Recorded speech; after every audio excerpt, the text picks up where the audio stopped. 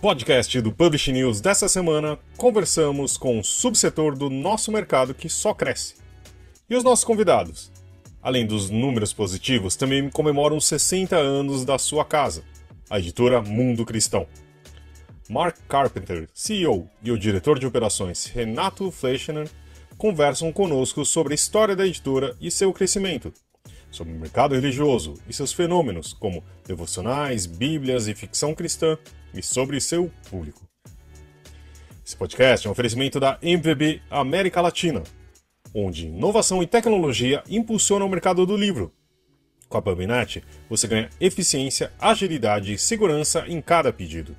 E quando o assunto é metadados, metadados é com a MetaUX, porque no fim das contas, o propósito da MVB é um só: levar os livros até os leitores. E já ouviu falar em POD? Impressão sob demanda?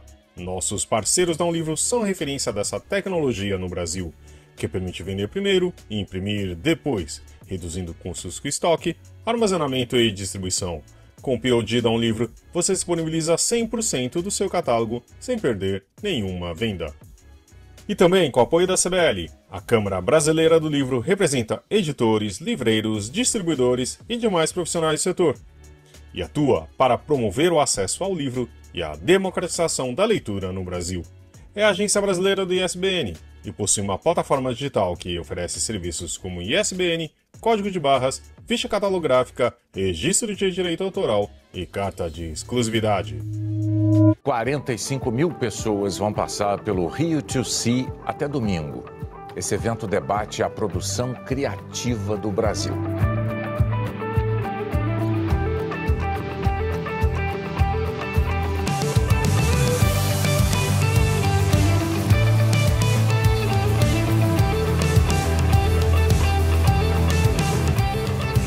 É um encontro do país para discutir o que nós temos de melhor, que é a criatividade. Gera essa conversa, gera essas ideias, gera essa inspiração. And I have to say I'm always impressed about how this event grows, how it evolves. The more that you live and go out and experience this life, the better you'll be as a storyteller.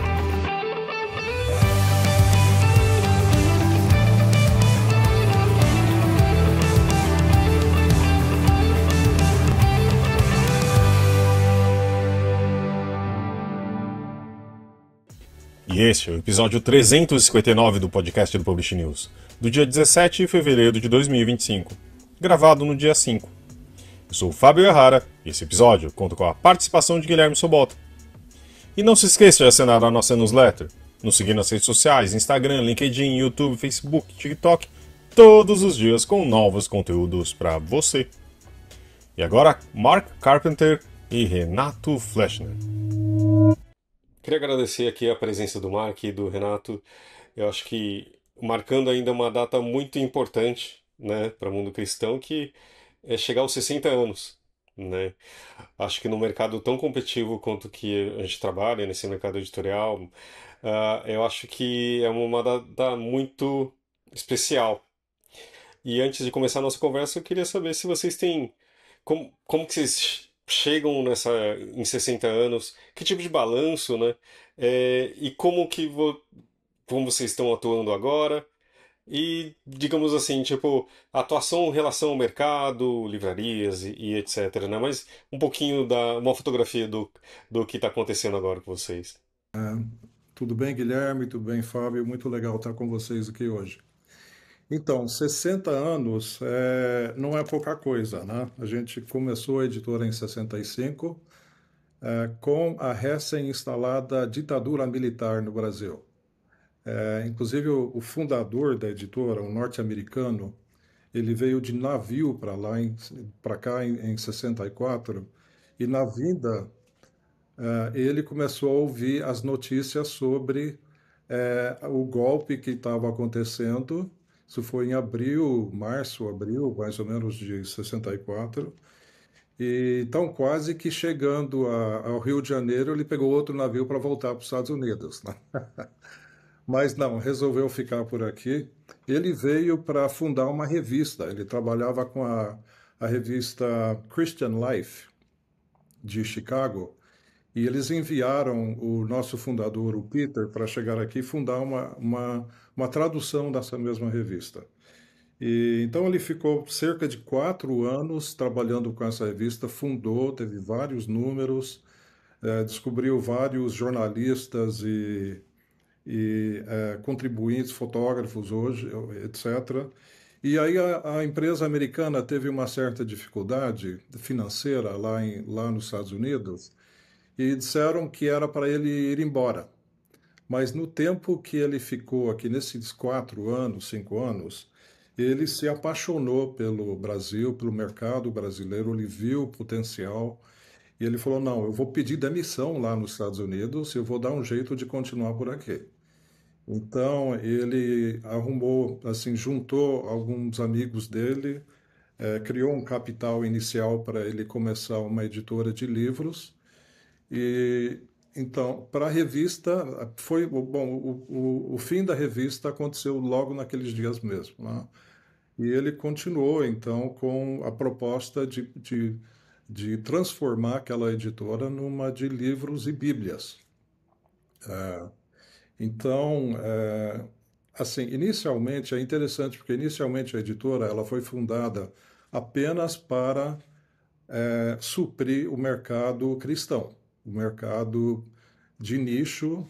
Cerca de 2% da população brasileira naquela época era protestante, evangélica, e a editora trabalhava mais em função desse público, né? Então a gente conseguiu enxergar, ao passar desses 60 anos todos, as grandes mudanças que houve. Ele realmente, o potencial que ele enxergava lá atrás veio a acontecer. E é interessante que quando a gente olha para trás agora, a gente vê que nós nascemos de uma convicção cristã, mas acima de tudo de um compromisso com a produção de livros que falam a experiência humana. Então, hoje a gente publica muitas obras que abordam temas essenciais para qualquer pessoa: esperança, transformação, liderança, cultura, espiritualidade. Então, a gente saiu daquele nicho inicial e hoje praticamente 50% das vendas da editora são voltadas ao mercado geral. Então, é assim, bem interessante o saldo, o balanço que a gente faz nesse momento, quando a gente vê assim, vários marcos ao longo do tempo todo, né? Essa coisa da mudança do público, essa realidade hoje que é publicar muito mais autores brasileiros, nacionais, do que traduções de escritores americanos e britânicos, que nos primeiros 20 anos a gente só fazia isso, né? E, enfim, enxergar o que hoje significa o mercado editorial para uma editora como a nossa. Então, assim, é com bastante alegria que a gente chega nesse momento para constatar o potencial que ainda existe de crescimento. Legal, bacana. A gente vai detalhar um pouco da relação da editora com o mercado, né, e conversar um pouco sobre o mercado de livros religiosos em si também. Mas eu queria saber, e talvez, né, o Renato pode comentar, quais são as ações planejadas para celebrar os 60 anos, né? Eu sei que uma delas, por exemplo, é ter uma participação na Bienal do Livro do Rio, né, Renato? Isso, é. A gente vai ter vários. Tem um primeiro evento que vai acontecer com os próprios colaboradores agora em fevereiro. Em outubro, a gente vai ter um evento de aniversário. A gente está trazendo um autor nosso que é professor em Yale e croata, que é Miroslav Volf.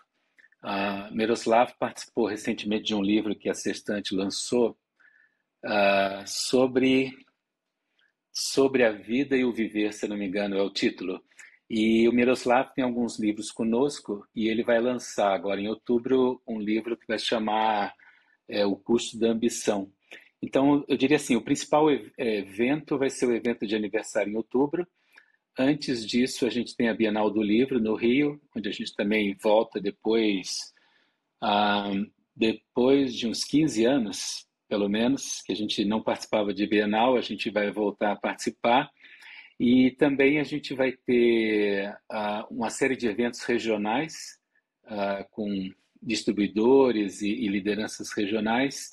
E também, nesse evento que eu comentei de outubro, a gente vai lançar um livro contando a história da Mundo Cristão, que está sendo escrito pelo jornalista Ricardo Alexandre. Então, assim, são uma série de ações para exatamente marcar esses 60 anos. E a gente pegando um pouquinho agora de uma coisa mais recente, no ano passado a Mundo Cristão vendeu 310 mil exemplares de livros físicos, né? E registrando um crescimento de 45% no mercado religioso, né? Que segue também em expansão, esse segmento específico. Esse crescimento, vocês consideram que é a resultado de alguma ação específica? Como que vocês veem isso? Eu acho que tem vários fatores, né? Foi um ano muito bom para o Mundo Cristão, mas foi um ano muito bom para várias outras editoras que atuam nesse mercado. Então, Thomas Nelson teve um grande crescimento, a Velos teve um crescimento totalmente fora da curva, né, com o Café com Deus Pai. A Editora Vida, que é um outro player importante também, teve um bom crescimento. Eu acho que você tem um fator que é o crescimento dessa população cristã evangélica. A gente não tem os números mais recentes do IBGE sobre essa questão da religião, mas dificilmente é um percentual abaixo de 33% da população, deve inclusive ser um pouco mais. Então, esse é um grupo que diretamente consome esses livros que a gente produz, mas boa parte desses mesmos livros também são consumidos por uma população não evangélica.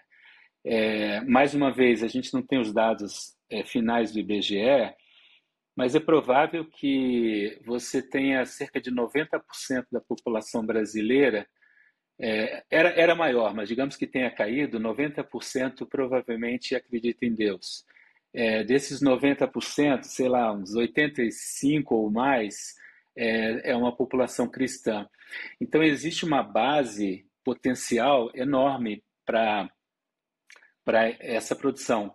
E houve, nos últimos anos, um espaço bem mais generoso dos canais de venda não religiosos para esse material religioso. E nesse sentido, no nosso caso, essa expansão ela começou mais forte em 2012. Então, a gente já está nesses canais há um bom tempo. Mas, digamos assim, é bem claro que o próprio Café com Deus Pai, no sentido mercadológico, ele abriu um espaço ainda maior para essa literatura. Então, assim, você tem o canal não religioso receptivo para essas obras, e você tem o canal religioso que ele não aparece nos trackings que a gente faz de mercado, mas que, por exemplo, para a gente ele é até mais relevante no sentido das vendas do que o canal não religioso. Então, existe, digamos, todo um potencial de comercialização que está totalmente fora do rastreamento normal. Ele diria assim, aonde ele aparece melhor é na pesquisa anual, que inclusive está sendo coletada agora, a pesquisa de produção e vendas. Então, como ali trabalha o Selim, você consegue visualizar melhor do que nas pesquisas de sellout. Apesar de que, como o próprio Publish News já aponta, principalmente desde o ano passado, na lista dos mais vendidos você tem cada vez mais livros religiosos. O curioso é que aquilo que aparece na mídia é apenas uma fração do que é de fato vendido, né? Por trás desses canais você tem um potencial muito maior, né, do que a gente consegue detectar por pesquisa, né? E eu acho que é um outro fator também que eu acho interessante. O Mark vai fazer agora 40 anos de Mundo Cristão. Então ele está há 40 anos no mercado. Eu estou uns 33 anos. é bem evidente que houve uma transformação positiva na profissionalização das editoras religiosas. Então, eu diria assim, você, de certa forma, era o patinho feio, né? Uma produção mal cuidada, uma diagramação assim, de qualquer forma, capas inexpressivas, né? Então, você tem hoje várias editoras que, de alguma forma, investem na qualidade do produto, né? Então, eu acho que isso é uma exigência, inclusive, inicialmente uma exigência dos canais não religiosos, né? Ou seja, você precisa ter na prateleira um livro que tenha minimamente condições de visualmente estar ao lado de outro não religioso e que tenha uma boa produção gráfica, né? Então, acho que esse é um outro elemento que, com o tempo, ele acaba dando resultado também. Outro fator que é bem importante, você tem no segmento religioso influenciadores assim com um alcance assim fora do comum, né? Assim, é normal você ter influenciadores, sei lá, com 3 milhões de seguidores no YouTube da vida, no Instagram, né? Então, a gente tem vários e vários casos em que as redes sociais são extremamente importantes também para esse segmento, né? E eu diria que isso até uma certa facilidade, porque, a princípio, a publicação de conteúdo cristão, por si só, ela já tem por trás uma comunidade, e especificamente no Brasil, uma comunidade muito grande, né? Então, acho que esse também seria um outro fator, além da profissionalização, o alcance que as redes sociais têm para esse segmento.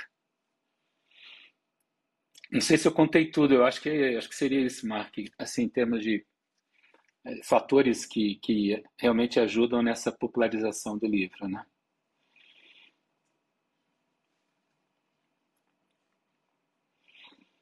Há um outro aspecto também, se me permite, já nessa linha da resposta, é que, basicamente, para você, digamos assim, para o cristão, principalmente o cristão evangélico, no dia a dia, ele não consegue se separar do produto Bíblia, né? A Bíblia, ela faz parte, digamos assim, da prática religiosa. E mesmo assim, comunidades carentes, não falta Bíblia.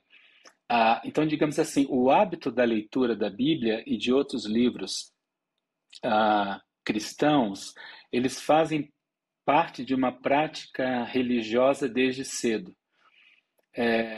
Então, acho que esse é um outro elemento importante. Dificilmente você vai ver um cristão analfabeto, digamos assim, porque à medida em que ele entra na igreja, ler a Bíblia digamos assim, essencial. Você ficaria deslocado, digamos assim, se você não tivesse, de alguma forma, esse hábito da leitura da Bíblia, né? Então, esse é um outro elemento que faz com que o Brasil seja, no mínimo, o segundo país que mais vende Bíblias no mundo, né? É só superado pelos Estados Unidos. Então, esse é um outro componente desse mercado que a gente não pode, assim, ignorar, né? Que passa a ser bastante relevante na prática, né? Na realidade, no Brasil, nós temos muitas editoras que trabalham com Bíblias, né? A partir da própria Sociedade Bíblica do Brasil, que fica ali perto de Alphaville, ela vende alguma coisa entre 8 e 10 milhões de exemplares por ano. E aí tem todas as outras também que publicam também versões diferentes. Há cerca de 15 anos atrás, a gente embarcou num projeto de produzir uma Bíblia nova, uma tradução nova. Então a gente contratou uma equipe de tradutores, de professores eruditos, doutores na área de línguas originais, hebraico, aramaico, grego, e ao longo de 6 anos eles produziram essa nova tradução da Bíblia, que se chama Nova Versão Transformadora, NVT, que a gente lançou há 9 anos atrás, e hoje é uma das Bíblias que mais vende no Brasil. Então, é uma Bíblia com linguagem contemporânea, sem chegar a ser uma paráfrase. É uma tradução para valer, mas é com linguagem facilitada. E uma coisa que a gente descobriu, vem descobrindo ao longo desses anos todos, é que vender Bíblia no Brasil é igual vender água mineral no supermercado. Ou seja, é uma commodity, né? São tantas editoras e sociedades bíblicas, etc., vendendo a mesma coisa, que você precisa ter uma convicção de que o que você está fazendo é para o bem do seu leitor e buscar também pontas de diferenciação. Como é que você diferencia aquilo que você está propondo colocar no mercado das outras?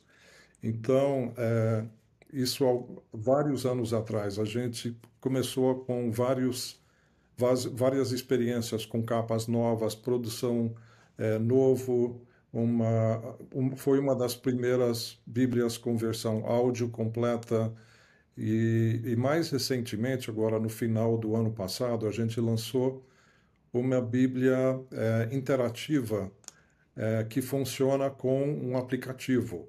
Ou seja, você abre a Bíblia e no seu aplicativo, no celular, você foca a página que você está lendo e aperta um botãozinho e abre todas as reflexões, notas de estudo, reflexão, vídeos, mapas interativos, só daquela página.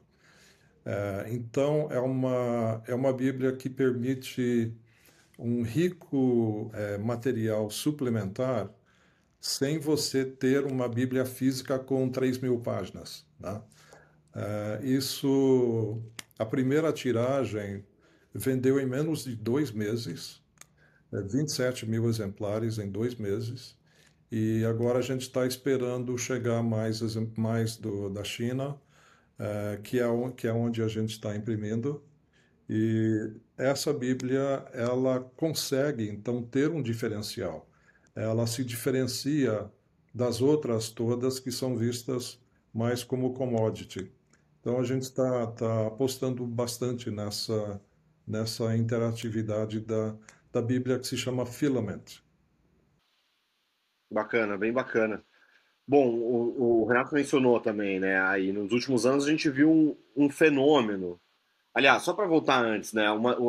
O subsetor de livros religiosos foi o subsetor do mercado editorial que mais cresceu em 2023, né? São os dados da pesquisa Produção e Vendas do setor editorial brasileiro de 2024. Foram lançados em maio do ano passado, né? São os dados mais recentes que a gente tem disponíveis agora. O subsetor de livros religiosos teve um crescimento nominal de 4,5% em relação ao ano anterior, que foi mais do que os outros subsetores, né? Que são didáticos, livros CTP, que são livros científicos e profissionais, e os livros de obras gerais, que é o trade, né? Digamos, os livros mais conhecidos nas livrarias comuns.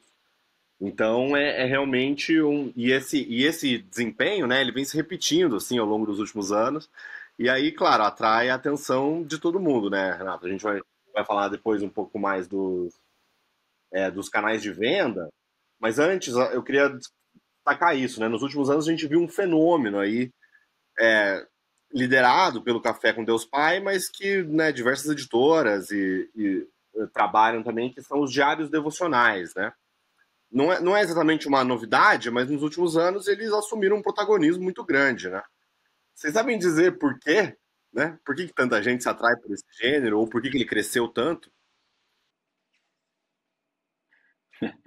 Ó, há 30 anos eu fui editor de um devocional que ainda existe, e na época a tiragem não era pequena, era de 70.000 exemplares. Então, como você falou, você tem... e esse devocional ele já deve estar sendo publicado há uns 75 anos, por aí. Então, como você falou, esse livro devocional, ele faz parte, assim, da história, né? E, assim, o que eu fico pensando, assim, às vezes, quando você tem um enorme sucesso ou enorme fracasso, você aponta uma série de razões e se você aponta as razões do que você acha que é sucesso do seu concorrente e você tenta replicar tudo que ele fez, muitas vezes é um enorme fracasso.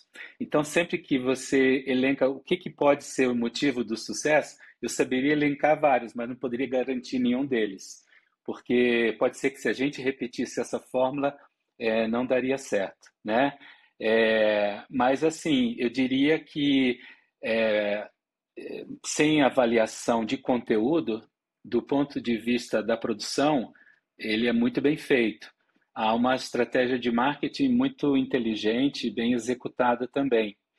E você tem um fenômeno no cristianismo que é um certo cristianismo light. Então, assim, quando você pega todos os tipos de publicação cristãs, você tem vários tipos de publicação. Você tem livros, por exemplo, acadêmicos.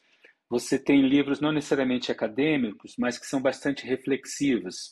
Por exemplo, a gente vai lançar uma edição, uma nova tradução do francês, do Pensamento do Pascal, né? A gente vai lançar agora no próximo mês. Então, esse é um tipo de livro que é um livro que demanda uma certa reflexão.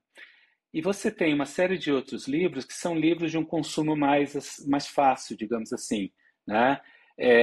E existe, do ponto de vista da religiosidade cristã, também uma série de práticas religiosas que tentam ter uma postura um pouco mais light, digamos assim, sem tantas pressões, etc., que exigem também um tipo de conteúdo mais igualmente assim, mais leve, né?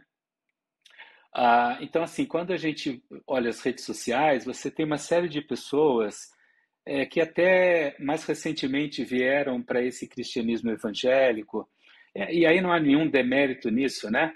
Mas que muitas vezes, assim, você tem hoje um campo muito grande, como a cultura evangélica, ela está se permeando dentro da cultura brasileira, é muito, digamos assim, é muito natural para a gente ouvir num supermercado certas frases, certas expressões que a gente só ouvia 20, 30, 40 anos atrás dentro da própria igreja, né?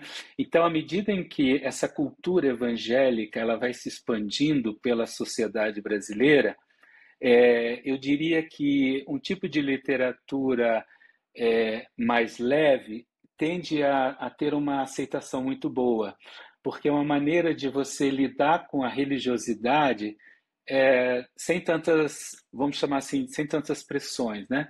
Mas isso que eu estou colocando pode também não ser um motivo suficiente para todo esse sucesso, né? Então, eu acho que com certeza sim, você tem, acho não, quer dizer, com certeza você tem uma variedade, digamos assim, de fatores que assim se somaram num determinado momento, né?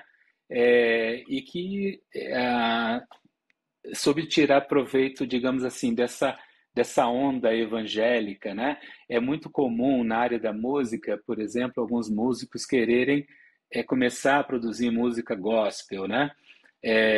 Digamos assim, mercadologicamente, você estava falando da produção e vendas, que nesse momento os dados estão sendo coletados, né? Eu acho pouco provável, eu diria assim, eu acho muito provável que o setor que mais terá crescido em 24 será novamente o setor religioso, né?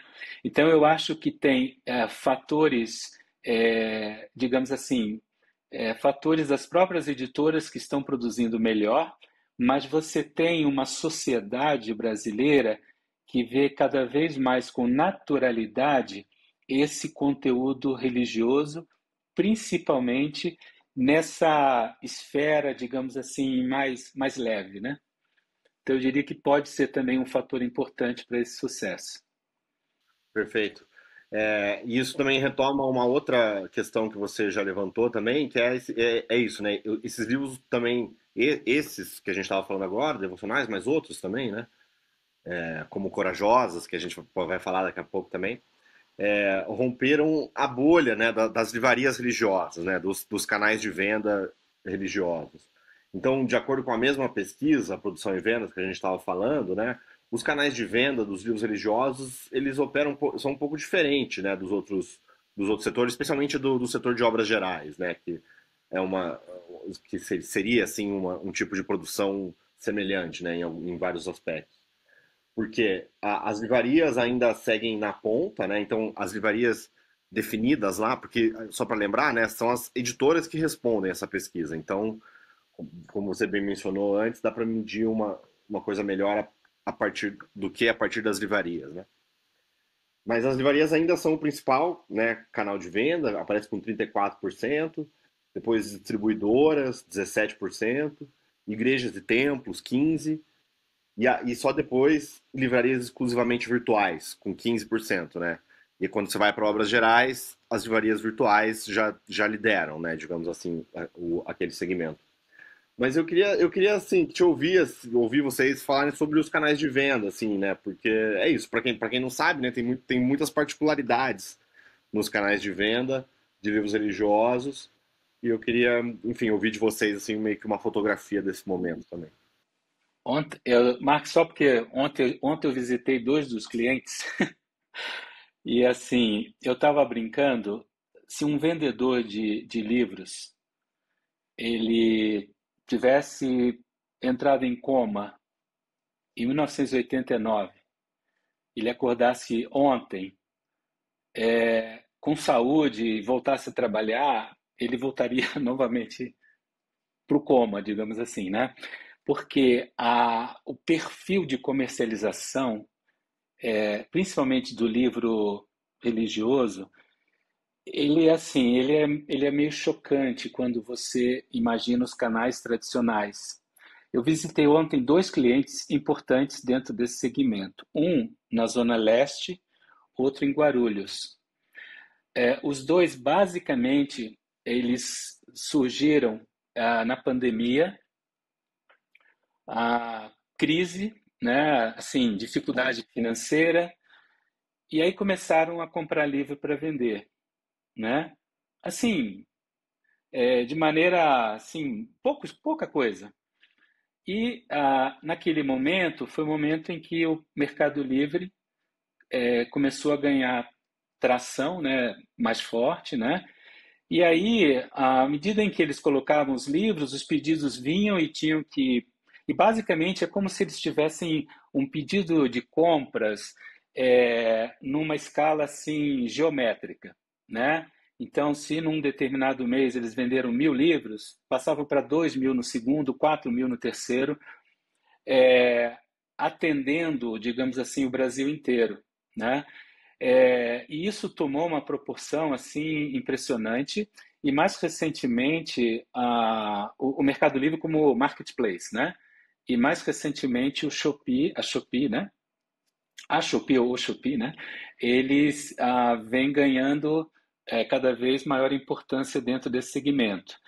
Então, assim, é provável que digamos assim, essa faceta de distribuição é provável que ela apareça na próxima pesquisa também, né? Então, assim, e hoje, então, isso foi na pandemia. Hoje, a gente está falando de clientes que, numa virada de ano, atenderam 25.000 pedidos, né? Que é uma enormidade, assim, se você pensar, 25.000 pedidos no final de semana, melhor dizendo, né? No último final de semana do ano passado, né? Então você tem esse é uma faceta importante desse segmento. Uma outra faceta bastante importante, você tem muitos autores que têm uma rede social muito relevante e por si só eles já seriam um canal extremamente relevante de vendas, né? Então nós temos livros que a gente tem um livro que a gente vendeu no ano passado, a gente vendeu 150.000 cópias. Das 150.000 cópias, a gente vendeu menos de 50 e o autor vendeu mais de 100.000 cópias. Um único autor, né?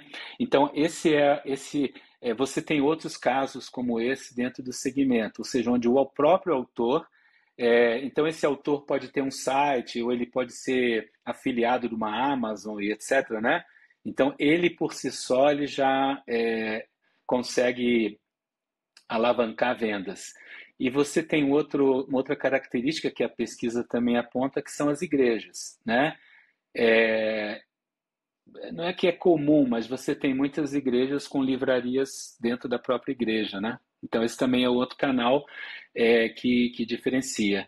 Além disso, como eu falei bem no início, as próprias livrarias não religiosas, cada vez elas têm um espaço maior para esse segmento, né?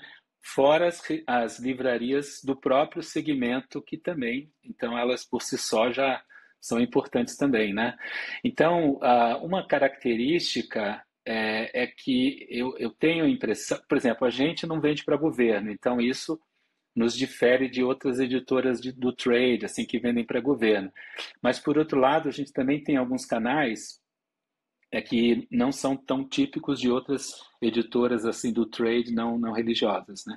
Então o mix de distribuição realmente é diferente daquele que a gente está acostumado em editoras, principalmente do trade, né? Falando acho que em outros canais, eu acho que tem algo que se tornou muito importante ultimamente, né? Mesmo na pós-pandemia, que é ter um canal próprio de vendas, né? E também marketplaces. Que a gente saiba, até o ano passado, a Mundo Cristão não trabalhava nessas duas frentes, né? O que vocês podem falar sobre isso e se existe uma possibilidade de mudança? Durante a pandemia, a gente até fez uma experiência. A gente fundou o nosso e-commerce da Mundo Cristão e fomos trabalhando, fomos investindo e trabalhando, e o que a gente descobriu é que a gente estava competindo cada vez mais com os nossos clientes. Então, essa realidade que o Renato descreveu agora, dessas várias frentes que estão trabalhando com as livrarias online, estava acontecendo ao mesmo tempo em que a gente estava tentando, né, emplacar o nosso próprio e-commerce. Então, depois de um ano tentando bater a cabeça e fazer dessa operação uma coisa bem sucedida, a gente chegou à conclusão, pelo menos naquele momento, que não era legal a gente competir assim constantemente com os nossos melhores clientes, né? Então, um colocava preço abaixo do outro, e são os problemas naturais que acontecem hoje que a gente enxerga em outras editoras também. Então, para a gente, estrategicamente, nós achamos que seria melhor a gente investir toda aquela energia que a gente estava despendendo em e-commerce próprio para investir nos próprios clientes, né? Fazer com que eles fossem cada vez mais bem-sucedidos. E para a gente foi a melhor coisa, né? E eu vejo lá fora também, tem várias editoras fazendo essas experiências de ambas as formas. Então, eu acho que não há assim, um modelo melhor do que o outro. Eu acho que há experiências que funcionam para uns, para outros, etc. E no nosso caso, não digo que talvez no ano que vem ou no outro isso possa mudar de volta e a gente resolva voltar atrás e abrir um canal de e-commerce. Mas para agora, a gente achou que estrategicamente seria melhor privilegiar os clientes. E indo um pouquinho mais nessa direção, queria falar também sobre conteúdo digital, na verdade, principalmente e-books e audiolivros, né? Como que o Mundo Cristão está nesse campo? O Mundo Cristão, o Renato pode falar porque ele acompanhou mais bem de perto, mas a gente está fazendo e-books já há mais de 15 anos. Há cerca de 15 anos atrás a gente começou a fazer o e-book, lançar o e-book dos livros impressos no mesmo mês que era lançado o impresso. A Mundo Cristão foi uma das primeiras editoras a instituir essa prática. Então, nesse tempo todo, tem sido a nossa prática. Até hoje, o que a gente lança em impresso. Esse mês de fevereiro, por exemplo, a gente está lançando 6 obras novas. E você entra na Amazon e praticamente todas elas têm também versão para e-book, para Kindle no caso, né? O que a gente assistiu nesse tempo todo é que, como vocês já ouviram, com certeza, de praticamente todos no nosso mercado, é que as vendas que prometiam muito no início dos anos, assim, há 15 anos atrás, até um pouco mais, o que parecia que aconteceria, né, com o fim dos livros impressos, simplesmente depois de alguns anos, a coisa estagnou e entrou em declínio, né? Hoje, no mercado americano, por exemplo, se vende menos e-books do que há 10 anos atrás, na proporção. Mas mesmo assim, a gente sempre acreditou, sempre a gente não abandonou essa plataforma e começamos também a publicar uma série de e-books há cerca de 7, 8 anos atrás. Então, no caso do áudio, não são todos que a gente faz a versão para áudio. Essa Bíblia NVT já tem, e diversas outras também. Tem produção tem já o audiobook para Spotify ou para Audible, etc., né? Mas a gente está ali, ou seja, a gente tem toda a produção, toda a tecnologia embarcada e pronta para o momento em que o mercado decide consumir isso como é consumido em alguns outros países.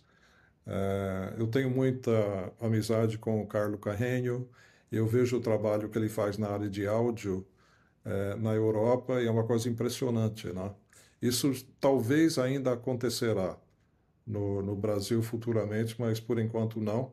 Até lá a gente tem tudo para acontecer, para reverter isso rapidamente, mas a gente vem simplesmente acompanhando o mercado nesse sentido. Não sei se tem alguma coisa a acrescentar, Renato, em relação a essa nossa experiência. Uma outra experiência que a gente tem interessante, a gente faz parte de um hub que conecta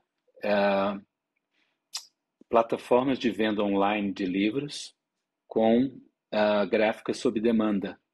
Então, basicamente, hoje, todo o nosso catálogo ele está disponível em vários países. Assim, todos Estados Unidos, toda a Europa, Japão, Austrália, né? Então, por exemplo, agora, janeiro, a gente vendeu livros nos Estados Unidos, que é normal. A gente vendeu na Austrália, a gente vendeu na Espanha, a gente vendeu na Alemanha. Então, são livros que estão disponíveis, digamos, numa Amazon do Japão, por exemplo, né? E aí a pessoa pesquisa lá na Amazon um autor que a gente publica, um livro que a gente publica, e para ela, esse livro está disponível, sei lá, em 5 dias, né? Porque ele é impresso localmente, né? É sob demanda. Então, a gente tem usado também essa plataforma e tem, digamos assim, permitido a expansão das nossas obras em vários países, né? E essa mesma plataforma motivou o lançamento de um selo que a gente chama de MC Global. Então, a gente começou a produzir algumas obras nossas em inglês e espanhol e está colocando nessas plataformas, né? E a colocação nessas plataformas também tem ajudado até no sentido do licenciamento, porque na medida em que você tem a obra 100% vertida, sei lá, para o inglês ou para o espanhol, a degustação fica muito mais completa daquela pessoa que está buscando ou licenciando a obra, né? Então, assim, a gente tem, eu diria assim, ao longo desses anos, tem aproveitado, eu diria assim, bastante bem as oportunidades de tecnologia, né? E o outro ponto que você já comentou, Mark, é a própria Filament, né? Que essa Bíblia Filament, ela, digamos, é bastante disruptiva no sentido de você poder oferecer uma experiência para o leitor de Bíblia que seria inimaginável até algum tempo atrás, né? E também, mais uma vez, usando essa coisa do digital, assim, da forma mais intensa possível, né? Bacana, bem bacana. Bom, a gente está chegando no fim aqui da nossa entrevista, né? Mas não queria terminar antes de conversar com vocês sobre ficção cristã, porque a gente já conversou, né, em outra oportunidade, Renato, sobre o assunto. Mas desde o ano passado existe um movimento assim bastante perceptível na Mundo Cristão e em outras editoras de livros religiosos também e de livros gerais, desse gênero, né? Que, enfim, a gente tem lá no Publish News uma matéria bem completa com números e tal, e o crescimento no número de vendas, né, no volume de vendas e no faturamento são bastante notáveis, né? E no Brasil, um dos grandes sucessos do gênero é justamente o livro Corajosas, os contos das princesas nada encantadas, que são 4 autoras, né, que escreveram, e esse livro foi publicado pela Mundo Cristão. Então eu queria que vocês falassem assim pra gente, né, e para quem não conhece também, o que é a ficção cristã, exatamente, e por que ela começou a ter mais aceitação e circulação no Brasil nos últimos anos. É interessante porque desde a minha vinda para cá, a minha formação toda é na área de literatura. Então, desde a minha vinda para o mundo cristão, daqueles primeiros anos, a gente tenta emplacar ficção cristã. E aí foi vários gêneros para vários tipos de público, literatura para mulheres, literatura, assim, alta literatura do passado, clássicos, obras sobre escatologia, volta de Cristo, um monte de coisas assim, e assim, praticamente nada emplacou. A gente chegou à conclusão de que não era a nossa praia, né? Então, quando em 2023 a gente decidiu arriscar com essas 4 meninas que já estavam tendo um certo sucesso no self-publishing, foi com uma medida de cautela, né? E então ninguém se surpreendeu mais do que nós mesmos com o sucesso instantâneo que ele teve, né? Até agora a gente vendeu mais de 100 mil exemplares do Corajosas. Temos agora o Corajosas 2. Nós temos obras individuais de cada uma daquelas autoras, são 4 autoras, então cada elas agora tem o seu próprio livro. Essa semana agora a gente está lançando o segundo livro de uma delas, e assim vai. E além dessas 4, tem uma série de outras que a gente publicou em 2024. Em 2024 a gente chegou a 11 títulos nessa área, nesse gênero, e para esse ano a gente tem mais 16, né, Renato? 16 obras que a gente vai lançar ao longo de 25. E assim, a comparação das vendas por unidade, por título, é assim absurdo em relação aos outros gêneros, de forma que esse gênero da ficção cristã, do Young Adult Brasil, ela chega a vender apenas menos do que as nossas Bíblias. Quer dizer, ela pulou por cima de diversos outros gêneros, e hoje a performance é espetacular. O que a gente descobriu é que os livros têm que ser extremamente bem produzidos, a escolha do papel, a escolha da ilustração, o tipo de diagramação, a ilustração dentro das obras, isso tudo é fundamental para a experiência das leitoras, e há um grupo de leitoras apaixonadas por esse tipo de de literatura, que cresce assim às dezenas de milhares. Então há uma sede por esse tipo de literatura que não acaba mais. Tudo que a gente publica vende assim a primeira tiragem em 3 meses, 6 meses, assim, não passa de um ano nunca, nenhuma delas, né? Então eu acho que há uma sede por literatura com a qual as leitoras se identificam do ponto de vista cultural, familiar, e que traz, no nosso caso, no caso da ficção cristã, que trazem esses valores, que trazem perspectivas de significado e de propósito, além das histórias bem contadas, com romance, com o que a gente está lançando essa semana é um terror cristão. Quer dizer, é uma obra de terror, mas sobre uma cosmovisão cristã. Então, assim, vários subgêneros dentro dessa ficção cristã. Que mais, Renato? Então, a gente lançou, que faz ainda muito sucesso, um dorama cristão também. E essa obra a gente já verteu para o coreano e tem boas conversas para publicação na própria Coreia. Então, você tem fantasia, você tem a distopia, né? Então, não existe um único, digamos assim, tipo de ficção, como o Mark falou, você tem subgêneros e públicos-alvo também diferentes.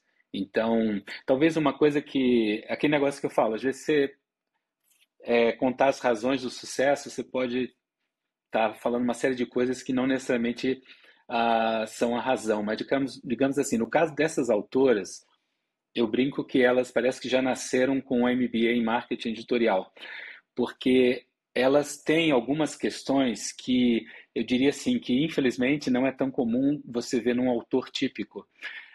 Então assim, elas sabem vender o projeto editorial, elas fazem uma proposta assim, extremamente bem detalhada, explicando o público-alvo, o tamanho do público-alvo.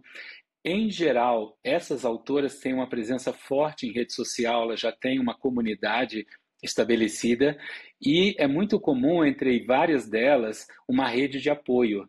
Então, quando uma autora lança um livro, outras aproveitam e divulgam para a sua própria comunidade. Então, você tem um potencial multiplicador assim da divulgação que não é comum também de se encontrar, né?